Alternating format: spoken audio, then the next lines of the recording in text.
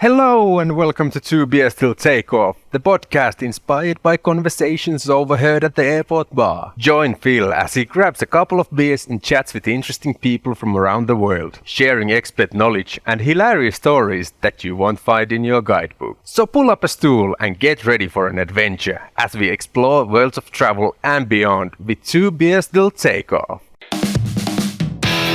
4 hours in a Taliban headquarters. I had dog meat in Laos. Was it golden retriever? Smack a dirty old smooch on our beautiful fish right here. He didn't die, but he fell down the side of the mountain. Hello and welcome to Happy Hour. My name is Phil, and today we are in for a great episode with an awesome guest. Animal fans, you may want to stick around till the end of the episode because my guest, Nick Kleer, and I will be doing a top 5 of the most fascinating animals we've come across in the wild. Let's meet Nick. Nick is a wildlife guide who's been doing so for 13 years. Most of his career has been spent in South Africa, where he's worked in the public and private reserves. Nick has spent most of his time pursuing his greatest passion, big cats. In his spare time, he searches for big cats outside of the African continent in destinations such as India and Brazil, searching for tigers and jaguars. You can follow him on his wildly popular Instagram page, @Nick Kleer. Welcome to the show, Nick. Hey Phil, thanks for having me on, man. It's cool to be here. I'm hoping to have a beer with me in the next couple of minutes. I sent my girlfriend just down the road to our neighbor to fetch them because I forgot to get some from the shops earlier. Hey, it's all good, man. It's early here. I had to be honest with you, I had a couple beers last night. We went to trivia and let's just say I'm on the recovery. I'm not as strong as I once was. Yeah, I can be honest that the name when you sent me an invite was enticing. To have a beer and a chat, it sounds very good. Of course. Listen, I've got my Guinness cup if that makes up for anything. Yeah, cool. I've got a cup of coffee I can grab as well, but yeah, no worries. Yeah. So Nick, listen, I want to kind of start from the top and kind of get the listeners to know you a bit better. So where did you grow up? So I was born in Johannesburg in South Africa. And I grew up and went to school, sort of like in suburbs near Johannesburg, I guess, if you call it that. And was very fortunate from there to, be going to the bush, as we call it here in South Africa, going on safari a couple of times of the year with my family. And, played a lot of sport, was outside a lot of the time. And that sort of led to me doing what I do now, I guess. What was growing up in South Africa like for you? A very good life, man. At school, if I can compare, I don't know how to compare to Canada because the weather is slightly different, as you can see at the back there. It's a little bit different. So it was nice, man. We used to, ride our bicycles to school and all the friends, whatever, I guess, like spend a lot of time like in the parks and stuff like that, or playing sports or riding around and at each other's houses and things like that, so whatever. So yeah, just like a normal childhood, I guess. Very outdoorsy because of our weather. Lots of time down at the coast. Lots of time around animals and stuff, I guess, as well. So yeah, good, really nice childhood, man. Yeah. And just by the way, I just want to make a little comment, but this might be the first ever podcast I do that a fucking giraffe or a lion might show up. Because you're right on the edge of Kruger National Park, right? Yeah, so we're not on the Kruger National Park, but we're on a sort of a wildlife estate nearby. So we are fenced in the whole estate. But yes, there's lions and stuff that can walk up to my house and stuff like that. So it doesn't happen very often, but I mean, we have seen stuff here. We had a leopard kill outside our house a couple of weeks ago. We hear the lions all the time. The lions are calling this morning, not too far away, so probably within a kilometer, I'd say, sleeping somewhere nearby. I guess they're not going to show up now. It's hot, so they're not going to be walking around now. It's a good strategic time to do a podcast, to have your back turned to the wild. Yeah, but you can hear things would give it away. It's not what people think it is. You sort of can get warning sounds and stuff like that. Birds will let you know if lions are on the move or leopards are on the move and things. And they make certain calls. So once you tune into that, you kind of always have your eyes open everywhere in a sense. And they can let you know. Yeah. And also, I mean, the chance of a lion sneaking up on you are also very small. They mind their own business. So it's cool. It's good to know. So from your Instagram page, it's easy to tell that you seem so happy when you're around these animals. There's videos, there's pictures, there's videos and pictures of animals on you. Like you're very close proximity to, you know, cheetahs. There's pictures of lions, tigers, elephants, like name it. This guy is around it. So how did you develop this love for animals? Again, I think I was just very fortunate growing up that I spent a lot of time with animals. I guess I had like pets, just like everybody else, dogs and cats and things like that, and maybe a fish and a bird, and was very interested in animals, and my family was very interested in the wild. So, you know, spent a lot of time with animals sort of growing up, and then going and seeing animals in the wild, and visiting various different places, I guess, to see lions and elephants and leopards and whatever. And it's something that's sort of, it's a part of my life more than it's something I chose to do. I think it just sort of became a way of life. And I'm very fortunate that I can, you know, make a living from it. It's not necessarily always a job. There's definitely admin sides to working in it, but when you're in the field and when you're around the animals, it's something really special, man. So listen, I want to talk about animal behavior. You kind of talked about it a little bit, you know, that lions won't come up on you or like you'll know that they're coming because the birds will alert you. Sure. I want to talk about animal behavior and how you're able to kind of approach these animals, because like I said, in your Instagram page, you're getting so close to these animals. How do you develop that kind of relationship with the animals? So I guess it very much depends on the situation. So it's something I try and make clear in the page as well, is that it's not, you know, I'm not trying in any way to walk up to every single animal I see and try and make contact or anything like that. But there's certain situations. I'll take an example. Let's just take cheetahs, for example. There are cheetahs that I've worked with in the past that have been hand raised. And so once these cheetahs have been hand raised and they've been fed by humans, you know, even to the point that they've been nursed off of a bottle and things like that, people think it's very cute in the beginning and all of that. But having a full-grown cheetah run around in your house logistically is not, you know, not the best. They'll rip stuff up. They'll, you know, probably kill your dog and a cat and a couple other things, whatever around, you know, the neighbor's dog or whatever. And people get rid of them. And so basically sometimes in those situations, you've got to take over a cat like that or something and work with that cat and try and get it back into a wild situation. It doesn't mean that cat loses the love for people though. They have imprinted on us. So they become like a, you know, almost in essence like a dog, where they imprint on you. And cheetahs is one of the big cats that I trust. I wouldn't necessarily do the same thing with tigers or leopards. Even lions, I think I feel a little bit different, although you can make a relationship with them. I wouldn't try and chase a relationship, but if it's there, I allow it to happen, if that makes any sense. So with the cheetahs, you can work with them because they've had the contact and because you know they're not going to hurt you as well. You can work with them and try and use that relationship to get them into the wild. So that's something quite important to note, that it's not to make contact just to make contact. It's only if it's necessary or if you're just trying not to disturb. So in the case of the meerkats, for example, everybody loves the meerkats running around in your head and all of that stuff. That is fantastic, and that is completely harmless for both sides. Because all of what you end up doing actually, in essence, is you're lying on the floor, you're getting bitten by ants and things like this. It's not as glamorous as it seems. It's hot. You're lying on the front, and there's nothing high around except for you. So the meerkats have become used to seeing people coming and lying there.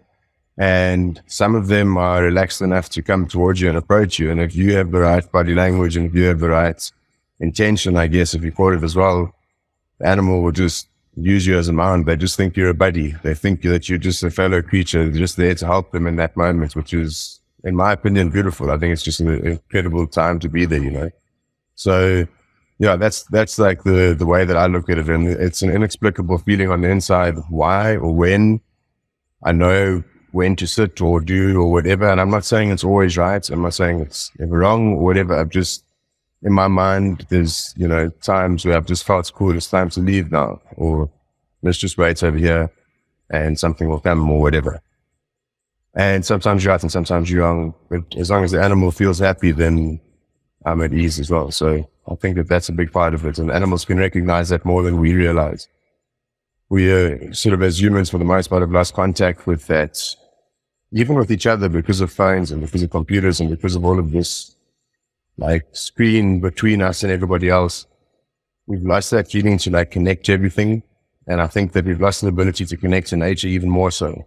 Like, more than we've lost to people. We've separated ourselves for so long that we've forgotten how to be happy just sitting in the woods around the fire, just with your friends. Like, you know, it's just such a simple thing, and how to connect with an animal and how to know when it's okay to be there and when it's okay not to be there, or when to leave, or when to keep an animal's cues, you know.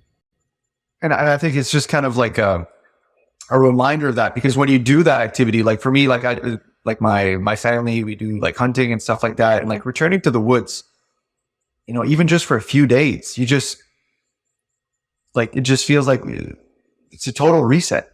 100%, yeah.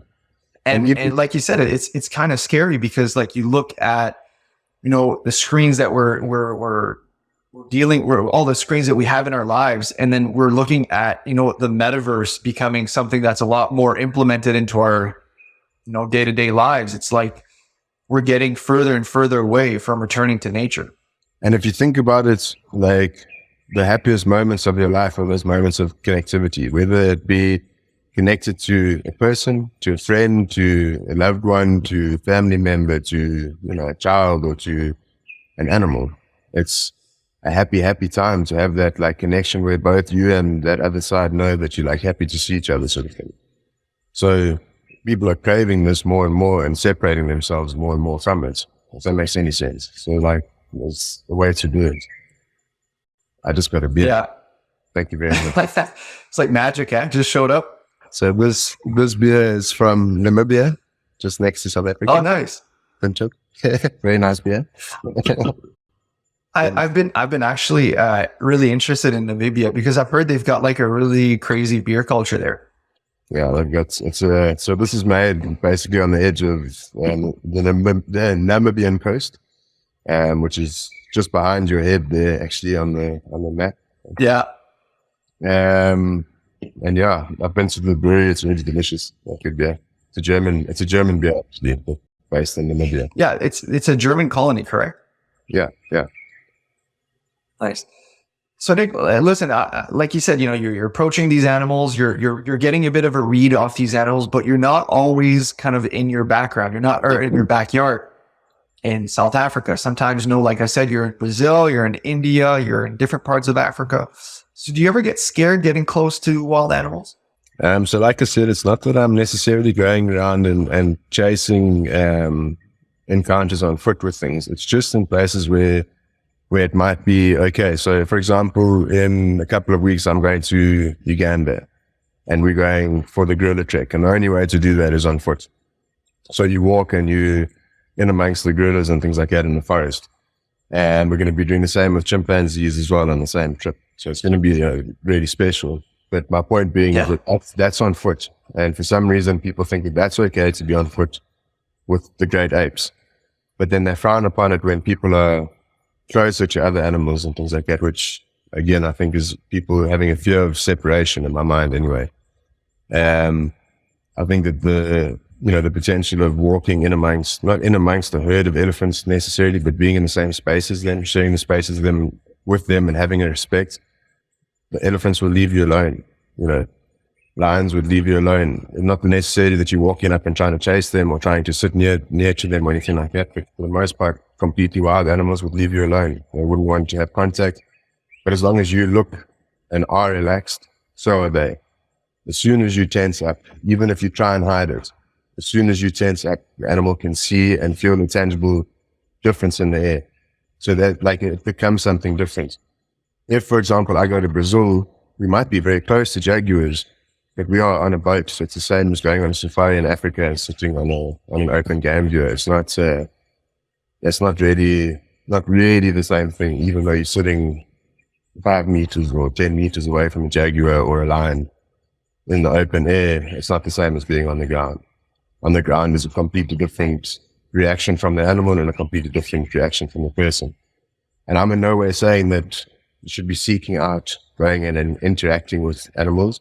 What I am saying though is that it's possible to live within an area where there is wild animals and to not be scared all the time and to not think that everything is out there coming to get you, because people have got this perception, and I'm sure the same thing happens in Canada as well, that as soon as you walk into the woods, the big bad bear is going to be behind the tree and it's going to come and it's going to get you, right?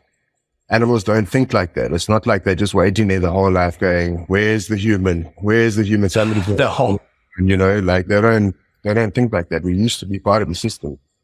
So I just think that there's more to it than just going and sitting for the encounter. It's like a lost feeling that we can share the space and they can be relaxed and so can we.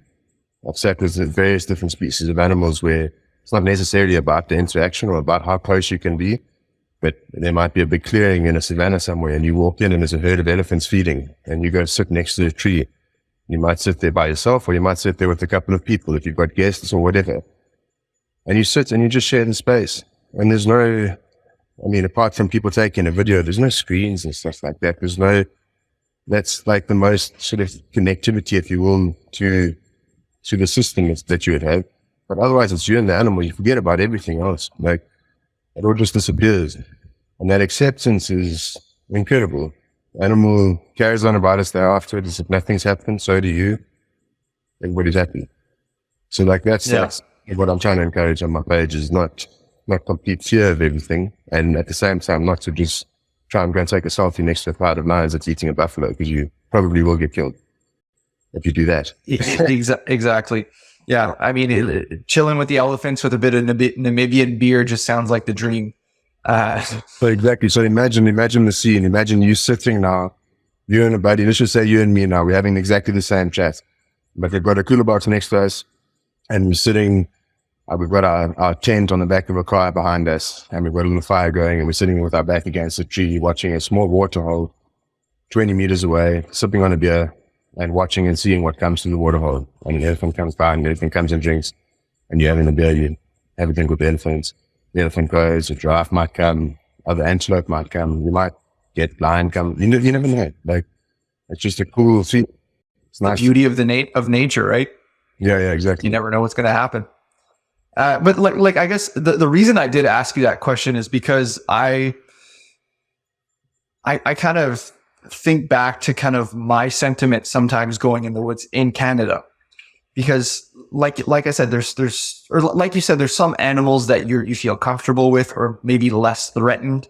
For example, like for us, maybe like a deer or, you know, some of the smaller game, I'd be like fine to see in the woods. But you can 100% encounter like black bears. Sure.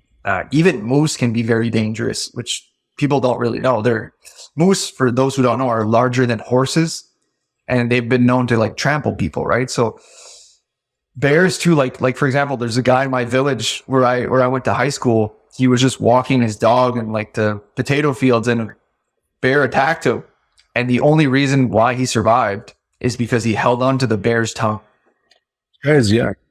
So it's maybe more a question relating from where I'm coming from than seeing what I've seen on your Instagram page, because what I've seen on your Instagram page is, you know, nothing but respect for the nature, you know, just kind of capturing the beauty of nature.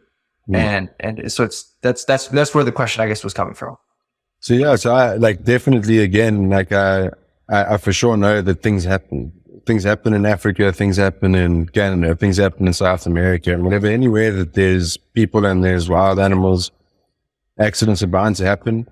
I don't necessarily think that there's, I know I'm simplifying the whole thing. It sounds a lot more simple that the bear's just not just waiting to come and get somebody. That's for sure. It's not. But there's normally something that's happened. There's normally like food involved, or there's normally that the animals felt trapped or threatened in some way, or that there's cubs nearby, or that the bear's on hold, or the lion, or the elephants, or the whatever it might be. And there's definitely exceptions. But as there's exceptions with having a car accident or having a coconut fall on your head, or, you know, the same sort of thing, I think that the odds are quite small. And if you know what you're doing, I'm not saying that everybody should just go running into the wild. Definitely not saying that.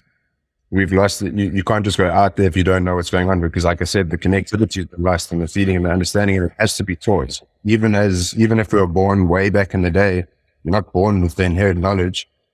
You might be born with strands of it in your DNA, but you still need to be taught.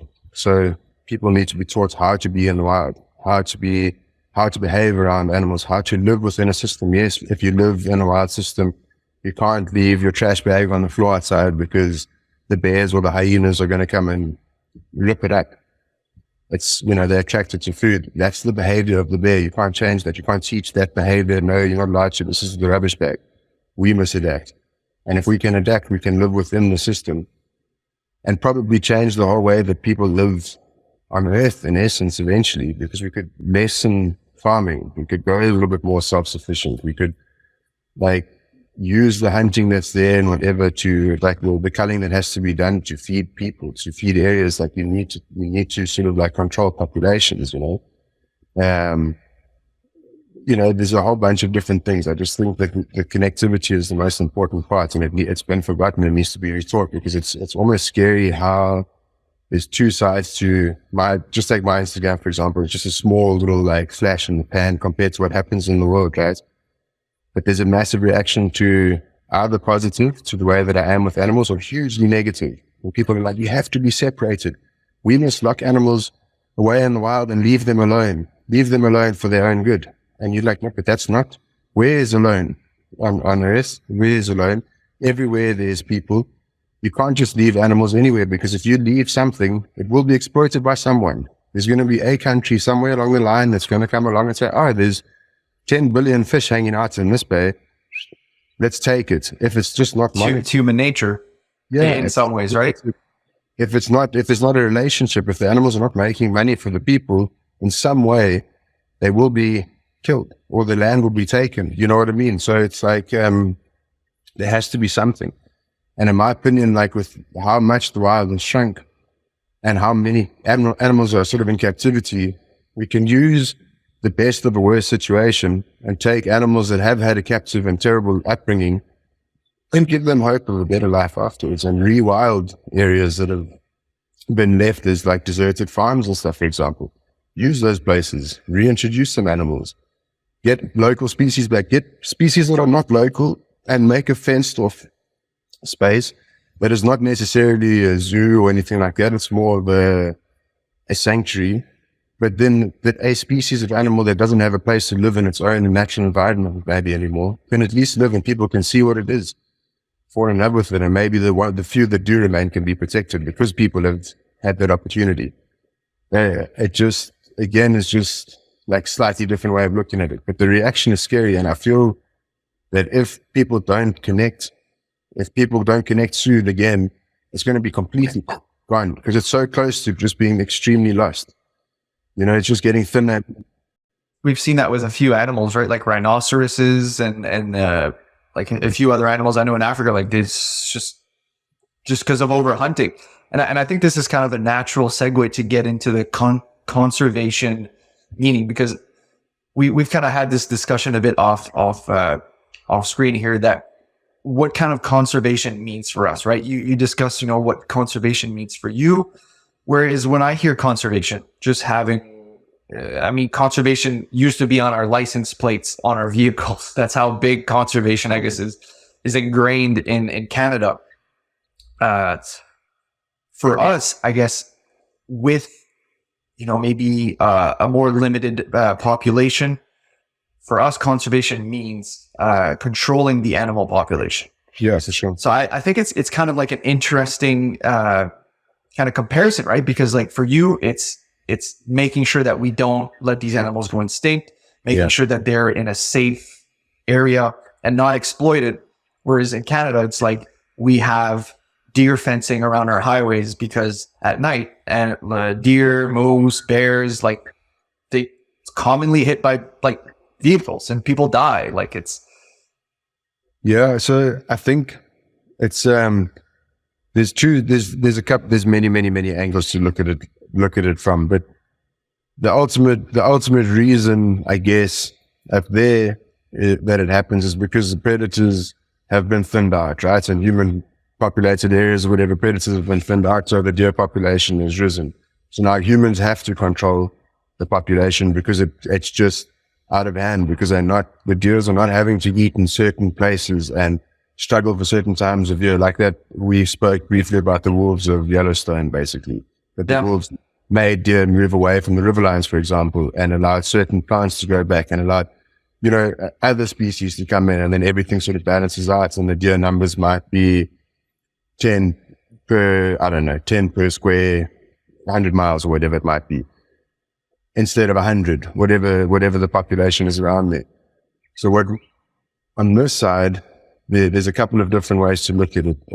A cheetah or a lion or a whatever, if you protect that species, you protect necessarily for us in Africa, the whole network underneath, because without that cat or whatever being there, that land is relatively, for a lot of people, worthless, unless you're in the hunting world and you just want to be hunting antelope and stuff like that, which is fine. It's got its place in conservation for sure.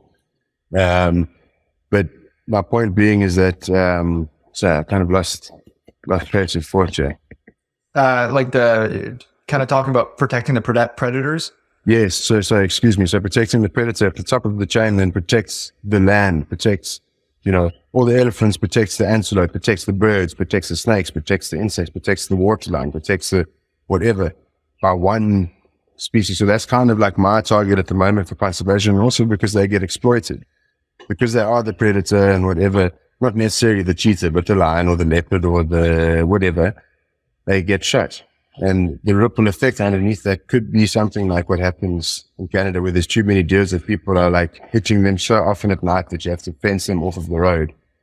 Rather than that situation happen, is allow these places to have the predators back, to keep the populations strong. Because a cheetah, for example, will take out the weaker of whatever species that it might be that it's hunting, whether it be springbok, whether it be impala, or whether it be lechwe, depending on where it lives. It keeps that population of those antelope nice and strong, and it keeps them under control as well, so that they can't just breed and trample everything out, because eventually they're going to kill themselves, basically. I'm sure that the value of the forests and whatever around where the deer numbers have gone up over the years have lost nutritional value. There's probably less saplings. There's probably you start getting an age difference between how many babies are making it through and how many trees are super old and what's in between.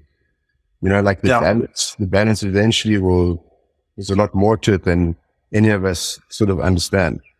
And it's to try and, I guess, keep that balance going, and just to keep the world like somewhat wild, because it's beautiful, man. Like, you've spent time in the wild. I'm sure many people up in Canada are fortunate because you've got an incredible wilderness out there still. Spend time in the wild. I'm fortunate in South Africa to have that, but even people in our countries have not. And it's, sad. Like, if people do listen to this, whatever, whoever does, let's encourage them to get outside and go and sit in the woods somewhere and whatever. Not go and try and tickle a bear under the chin, but go and sit somewhere. Go and sit in a hide and wait for stuff to come down to a pond in the forest or whatever and come have a drink, or, I don't know, it's hugely valuable. Yeah. Absolutely. Yeah.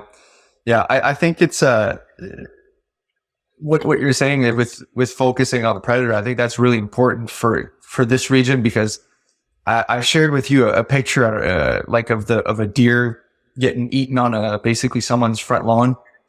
So for us in our province, we have kind of the north that has a bit worse winters, and in the south, the winters are just not as excruciating. There's not as much snow, not as much cold. And what we've seen is kind of a large migration of deer towards the south of the province. And now it seems that deer are in the suburbs, and to a point, they're almost like domesticated. Like, people have talked about, in the region, have talked about deers using crosswalks.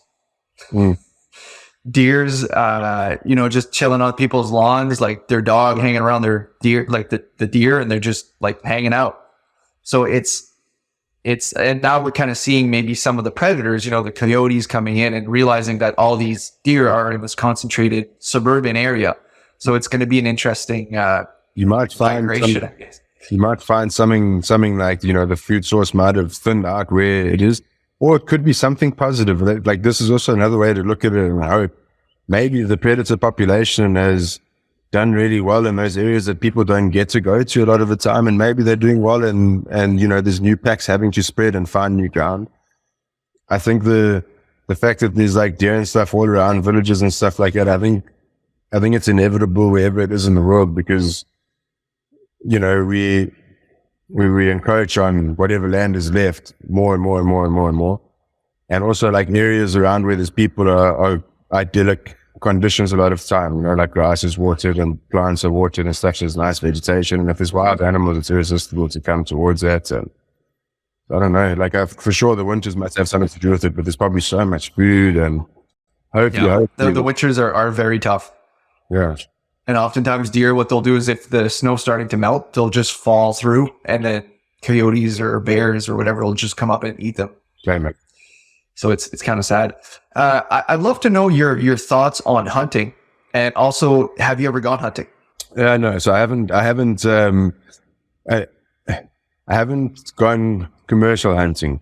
I have shot animals before for purposes of feeding other animals that need to be fed, cheetahs, things like that, for example, that need to be fed, and there's no choice but to hunt something for them. So I have done that, little rabbits, wild antelope, things like that. I don't have a problem with hunting in general if it's done in the right way, and if it's done for the right reasons. I do struggle a little bit when it comes to some forms of trophy hunting, although I do understand in the bigger picture of things, the more and more you go into conservation, the more that you understand some things have got places. But I hate things like, canned lion hunting or baiting something onto a kill to shoot it or whatever. I've got no support in my heart to be able to say that you can shoot a cat or an elephant or whatever, being that just, something that just seems unnatural for it to happen, in my opinion, unless there was back in the day a threat to your village and they had to take out this lion because it was threatening lives of people and stuff, then I kind of understand. And maybe in the beginning when there was hundreds of thousands of lions running around Africa and there was thousands of tigers in India and all of this type of thing, there was a space to, shoot one or two here and there. But that's gone too far. But when it comes to hunting, particularly where you are, deer and stuff like that, I think it's crucial. I think it should be encouraged, because what else is going to happen other than the whole ecosystem will eventually collapse? Like I say, if you just let the deer population go there, they'll eventually kill all of themselves, and they'll take the forest with them and whatever other creatures rely on that forest, from insect to bird to snake to whatever else might be there, whatever else might be around. So it has to be done. And I kind of prefer eating natural meat to eating processed whatever.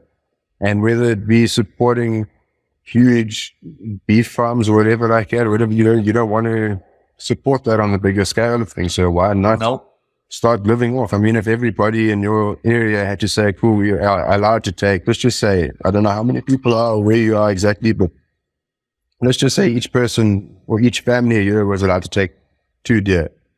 That'll surely help. It might not be, depending on your family, all the meat for the whole year long or whatever the case might be. It'll feed your family for a long time. It'll stop a couple of cows, probably more than a couple of cows being slaughtered somewhere, because you're only buying certain parts and whatever, right? And you use that whole thing and you make sausages and you make steaks and you make mince and you make whatever. And you've got all of that, whatever, to live on. I think that's much better for everybody involved. I mean, if you look at animals on Earth, there's a billion sheep and a billion cows and 10 billion chickens or whatever the numbers are. There's something ridiculous like that, probably more, it must be more than a billion chickens. 10 billion, 20 billion, I don't know. It's ridiculous. It's retarded. And it's not the natural meat that we're supposed to be eating, right? It's the genetically modified, injected with growth hormone. Who knows what we're eating, right? But if you, like you said, if you source your own meat and you do it in a sustainable way, that's the way to eat the best meat and best nutrients for your body, right?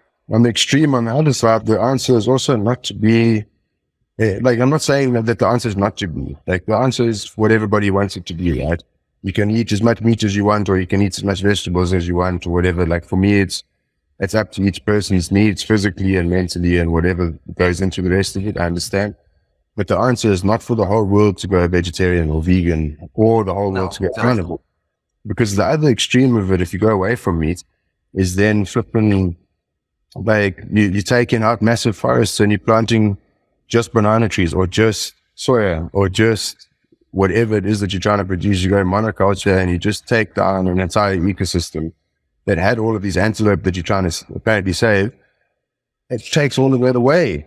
Completely Kills the whole ecosystem. Exactly. That's something that people don't consider. Yeah.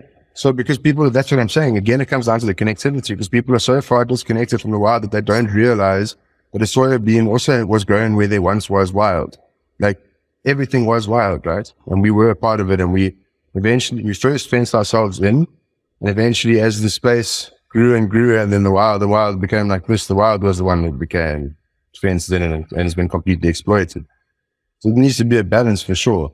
But where hunting comes in, and this goes back to the question, sorry, we ramble every time, but it comes back to the hunting question. I agree with it, and in places where it's needed, it must be done. Like it, even something, and as harsh as it is for some people to hear, it's the honest truth of it. Something like an elephant, they need to be shot in some areas because they completely wipe out everything for all of the other animals in that area as well. So because areas are fenced off, that is also the ugly side of conservation. That's a side that I fortunately don't work on, but there's people that have to do that. All these national parks and things like that through Africa that are fenced off have to have some form of population control. There's a certain number of elephants or impalas or lions or whatever that they are able to house on that property. All of these places are way over on their elephant count. And if you see the destruction that the elephants cause over the time, the only answer would be to move them all through Africa the way that elephants were naturally supposed to live free and be able to walk forever and ever and ever and ever and ever and never be able to deplete anything because they had the whole of Africa to eat. Like, you have to, in some of those areas, hunt those creatures as well. So that's, in my opinion, is where you could look at bringing like the trophy hunting people in that want to come and kill an elephant or whatever. Those are the places that you should then do it and say, cool, we have to kill so many elephants this year because we are 300 over how many we should have on this property. Otherwise, all the lions, all the kudu, all the antelope, all the everything is going to die because the elephants are going to take down, squash all the trees. We're going to lose all our birds. We're going to lose whatever. Then it's got its place. But just to go and if it's for fun to just go and shoot as much as you can shoot, it's, I don't know, maybe it's unnecessary. Even if it is fun for people that enjoy hunting and stuff, maybe it's unnecessary to just keep on killing and killing and killing, unless it needs to be done. I don't know. You can shoot targets. We can build things that you can shoot. Pigeon shooting is fun. There's alternatives. But Nick, listen, I want to talk about your tour company, Kleer Exposure. Can you maybe tell people, if they decide to book with you, what they can kind of expect, what kind of animals you can typically see? So that depends very much on the guest. So, for example, let's just say you wanted to come on a safari with me I would probably say to you, is it just you coming? Are you coming with someone? Do you want to join other people? Let's play this situation here. So I just got recently engaged. We're looking to do a honeymoon. We're saying, all right, we want to do safari with Nick. What does that kind of look like? Or let's play that situation. Cool. So first time safari? Yes. Cool. So I'd suggest for you guys to come to South Africa then, if you're coming down for your honeymoon.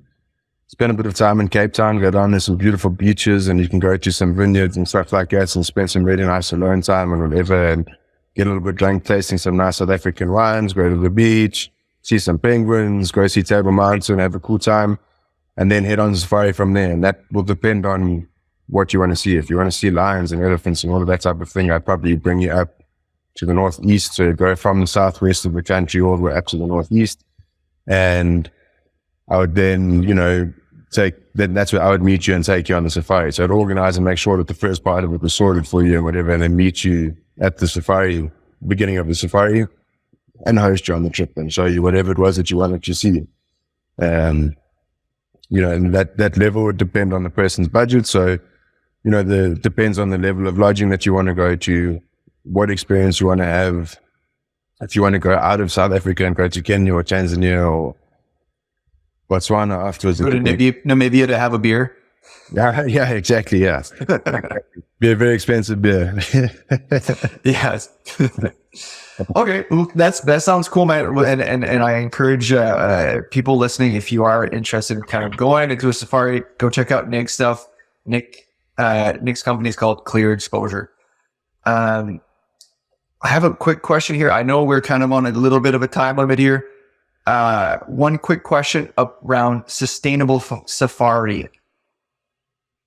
How can people kind of focus on, or what are the steps or things that they can do to make sure that the safari or the activities that they're doing are sustainable? So I think first and foremost, the most important thing to remember is when you come on safari, like you might be personally coming out and you and your new wife, for example, are coming out and you amazed, like, oh, we're seeing our first lion, or we're seeing our first elephant, we're seeing our first leopard. Cool. We're staying at a lodge that costs $1,000 a night. It's super fancy. We're getting nice food. We can have nice pictures. We're going to see nice animals. Cool.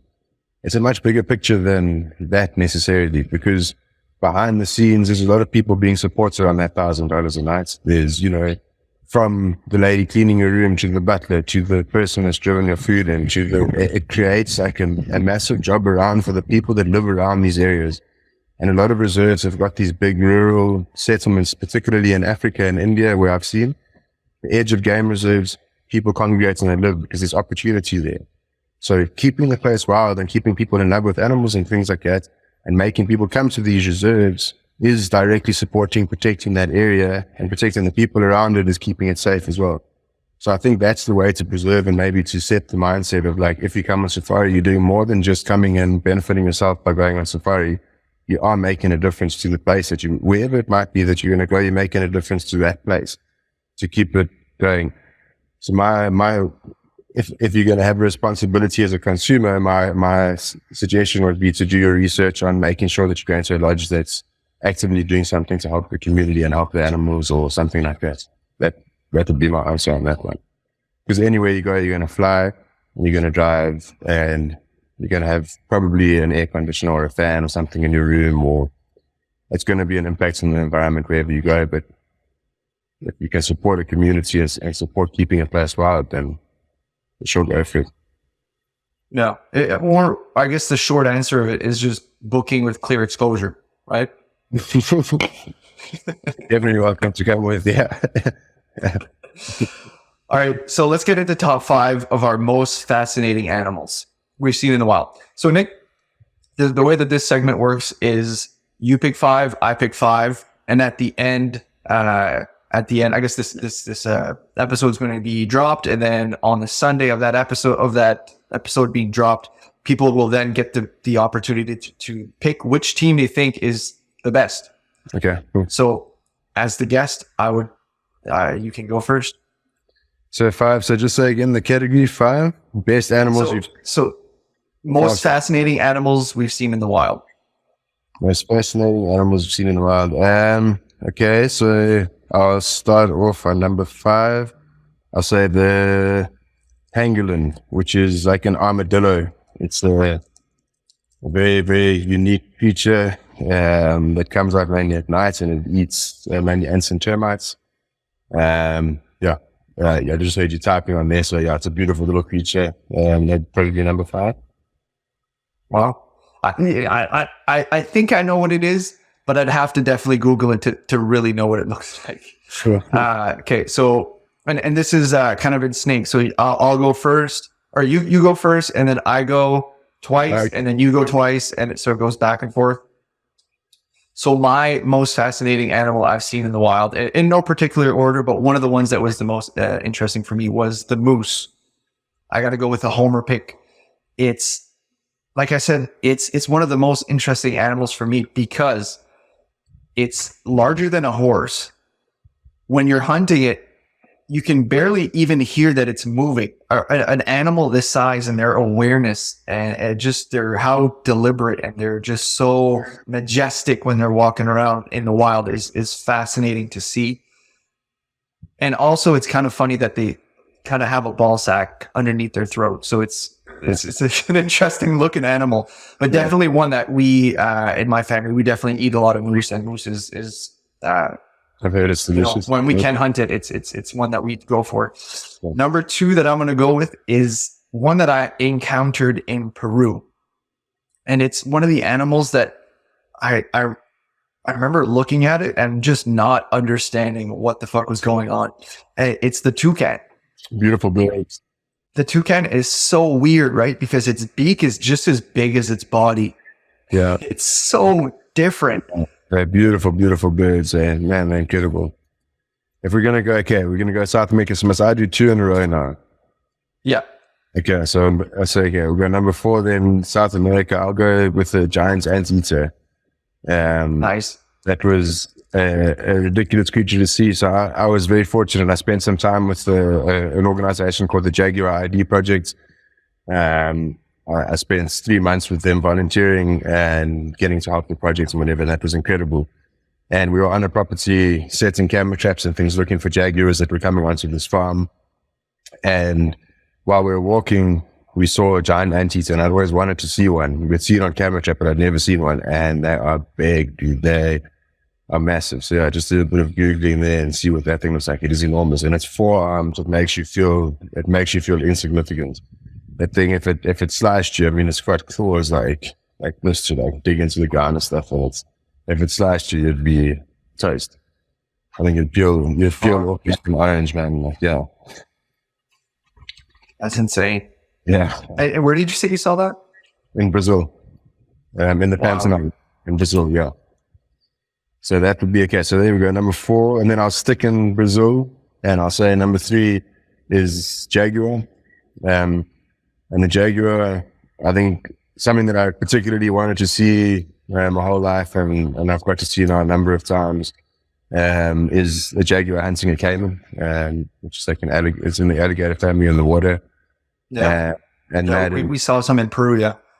That is incredible to see, man. Like, so I've seen some big ones be caught, some 2.5 meter caiman be caught by a jaguar, wrestled in the water and stuff like that. That doesn't make sense to see. It like confuses your eyes even. It's incredible to watch. Just a cat wrestling with a giant lizard in the water, until the caiman sort of wears out and then they drag it off to the side. You don't see this part for the most part. I have seen it once or twice luckily, but they go off and they kill the caiman up on the bank normally. And the way they do it is it just bites into the skull and they just completely just disable the caiman there. So that's insane, yeah. A cat eating a lizard. Yeah. What the fuck? Yes, it's crazy. So that's definitely up there. It's one of the most incredible things I've seen, yeah. Right on. My number 3 is going to be one that we've talked about a little bit, but the black bear. Black bear, I've gone on multiple black bear hunts, seen them in the wild. I think that they kind of break the physics of the world. You see a bear, and your natural reaction is, you're like, I can outrun this thing. They can run so fast. They can climb trees. So there's literally no escaping a bear. Let's say it's attacking you. You just need to fight it off as best as you can and hope that it's not a female with cubs. Yeah. It's an anomaly in the wild for me, because these animals are, they sleep for a season. Like, it's a really weird animal, but so gigantic in the wild.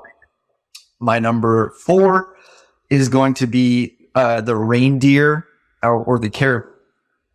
So we call them caribou in Canada, the indigenous word, I guess. And so I used to live in Iqaluit, so it's in the north. So I guess right here. In the north, so it's the same parallel as like Alaska. And up there, it's super rural.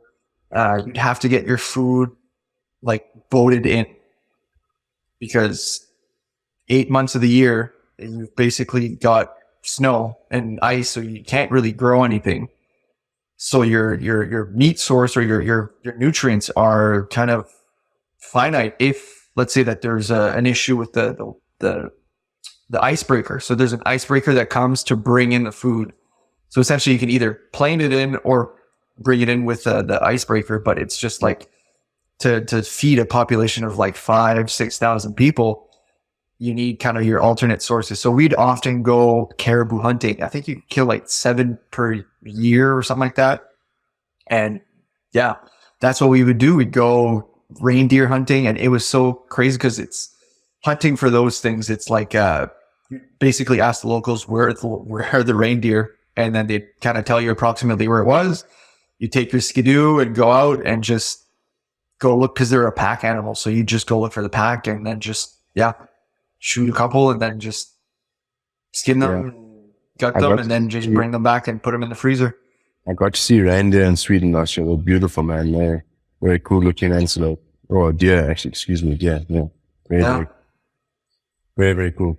I'm going to go with an unusual one then. There's an antelope in Kenya that I saw. I'm going to go with my last two are going to both be from Kenya.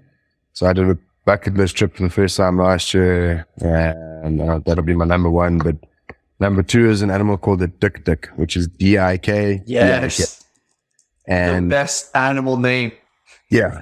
They so this little guy is very cool.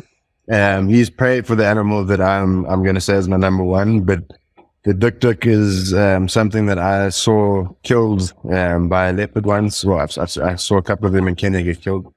And this particular one was left. So me and a friend of mine got out, and we later that night went up to this little dik just to see. They're tiny little antelope. They look like hares. They're tiny, man. Anyway, we went up, and their nose is most peculiar. It's like a trunk, and it's the softest thing I've ever felt in my life. It's like velvet. It's incredible. It can come in and out, and it's and they make their sound through there and everything like that, and it's super sensitive to smell and things like that. And it's just, I can't describe. There's nothing I've ever felt that feels like that. It's the softest thing that I've ever felt. Softer than any blanket that you could imagine. It's incredible. So that would be my number two. That's little guy. And then number one, the one that likes to eat them, the black leopard. So that's an animal.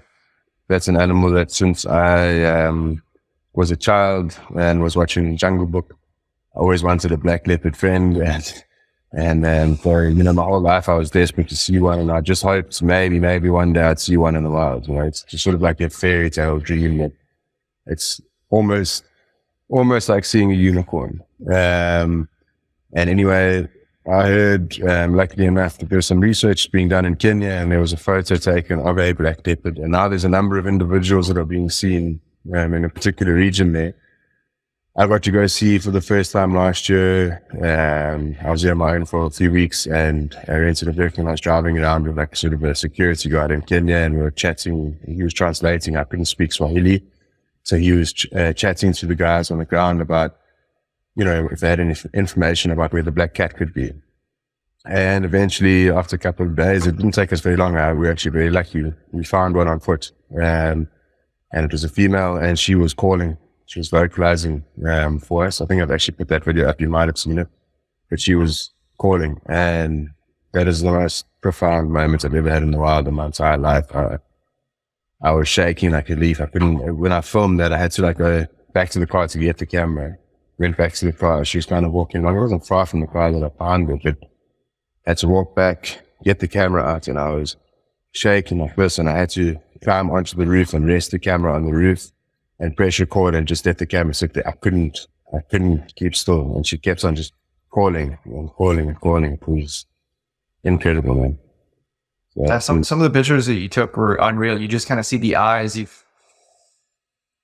It's definitely daunting. That was another individual.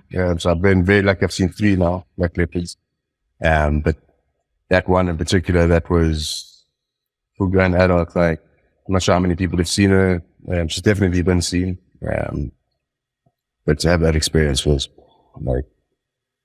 insane. It doesn't feel normal. It's something you've dreamt of. Real. Right. Something you've dreamt of, and I was standing in front of me. It was insane. That's awesome. Yeah. So my number 5, I'm going to go with surprisingly, another bird. I'm going to go with the bald eagle. Very cool, man. Yeah. The bald eagle is, big U.S. staple, but we also get them in Canada. Just a quick story around the bald eagle. When I was younger, I used to live in, like I said, I used to live up north in Canada. And there was this place that what we would do is, or during the summer, we would take a float plane, grab all our gear for like 2 weeks, and then we would fly out to the Great Slave Lake. The plane would drop us off on this island. Funny enough, it was called Eagle Island. And essentially we would fish there for 2 weeks. And there was an eagle living on the island. And the fucking eagle, man, you just see it like go pick up some fish and stuff like that, like super majestic. And I mean, they're friggin' huge. Yeah, they are. I got to see them in Alaska 2 years ago now. I'm trying to send you a picture, but it's stuck in the cloud, yeah. So I think it's struggling. But yeah, man, these are special birds, man. I love bald eagles as well. So we get something very similar called the fish eagle, but you can just see here. So check the eagle there, and then watch. So that's he's catching a bird there called the kittiwake. So you can see the bird there stuck in the talons at the bottom there. And so this is a bald eagle in Alaska now, and I was blown away by their size. You don't expect it, right? You see it in movies or whatever on TV, but like in person, it just like you're just like, whoa, like what is that? If ever you get the opportunity to go there, that's one of my favorite safaris, man, is Alaska, brown bears.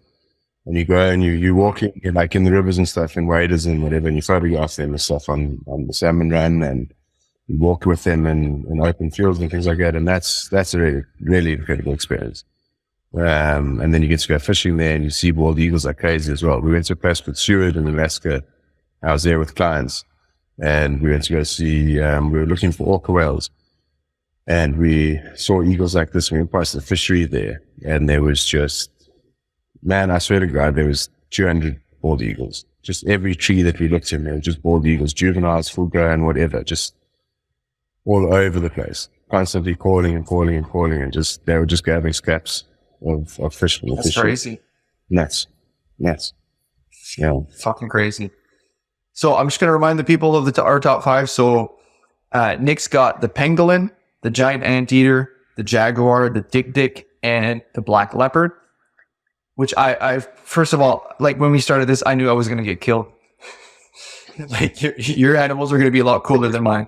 Mine is the moose, the toucan, the black bear, the reindeer / caribou, and the bald eagle. So on the Sunday, you guys can then now vote on which group of animals you think are the most fascinating.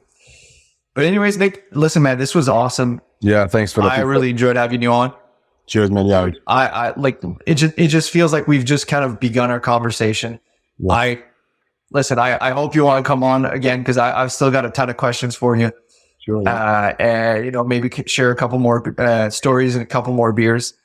I guess just a parting question here. So you mentioned that you're going to Uganda next for the gorilla hunt. What else is kind of next for you? Yeah. So we're going next week Friday. I'm taking a family of 4 there. We're starting in Kenya actually. So we're going to an elephant orphanage in Kenya. We're going to there and spend a bit of time, which will be really nice. And you get to, just help the orphans out, I guess. And by being there, same thing I was talking about, just not just sort of supporting, and then you get to spend the day with the elephants, and we're going to help with feeding and things like that and whatever, and then see what the guys are up to, do game drive in the area as well. So we've got 2 different destinations. We're going to do safari there in Kenya. So that's one of them. And then we go to Uganda from there. We're going to do a gorilla trek. We've got 2 gorilla treks, and we're going to do a chimpanzee trek as well. And then I've got a couple of other trips coming up. I've got another one to Botswana just after that. We're going to be going for the regular, the lions, the leopards, the elephants, giraffes, buffalo, the whole works. So that's with a guest of mine that likes to photograph cats. So we're going to be highly focused on big cats. And then, I've got a couple of other trips coming up. I've got one we're going to be doing some stuff with cheetahs. Some cheetahs that we're working pretty closely with at the moment that we're hoping to sort of get used to people. Their mom was killed by a leopard, very sad story in the wild, but they were 3 months old at this stage, and now they've been, hand raised, and now they need to be released back into the wild. Not just yet, when they're about 2 years old, but they need to be used to people, and they need to be taught how to be wild cheetahs. So that's a process that's great. And I'm hoping to, Really interesting. when these ladies come out, be able to take them to that game reserve. And at that stage, we're going to be walking with the cheetahs in the wild. So, sort of taking them from their holding area. They've got an area that's fenced off for them. It's quite a big area, but it's fenced off for them to keep them safe and things at night from lions and stuff like that. And then at the end of the day, you've got to teach them how to be cheetahs. You've got to take them walking. They've got to learn how to hunt. They've got to do all of these sorts of things until the time that they sort of stop listening to you and they start just living in the wild, I guess. So, I'm going to be taking guests there, and hopefully by that stage we're able to have them at a point that we can walk in the wild with them and guests and do some photographs and things. And then a couple of other safaris, and then I'm off to Brazil again to go photograph the jaguars later this year, which is really exciting. And then just busy planning a bunch of safaris, and then I am going to become a father in August. So I've got a little baby on the way. Congratulations, man. Yeah.